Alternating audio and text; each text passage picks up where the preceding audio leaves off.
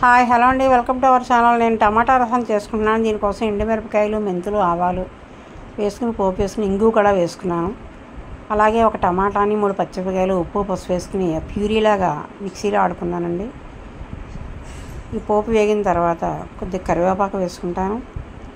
కరివేపాకు వేసుకుని కొద్దిగా బ్రౌన్ కలర్లోకి వచ్చిన తర్వాత ఈ ప్యూరీని అంతా కూడా ఈ కడాయిలో వేసుకుంటానండి.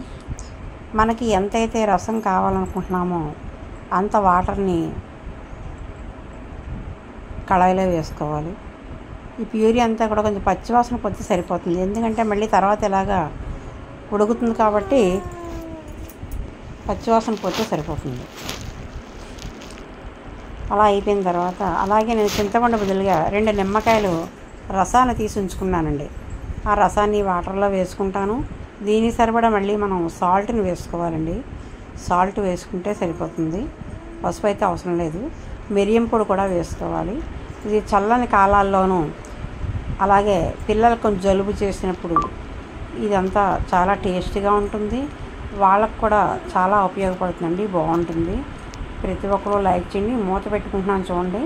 అయిపోయాక కొత్తిమీర వేసుకుని సర్వ్ చేసుకోవాలి. ప్రతి ఒక్కరు నచ్చితే లైక్ చేయండి, షేర్ చేయండి, సబ్స్క్రైబ్ చేయండి. నమస్తే.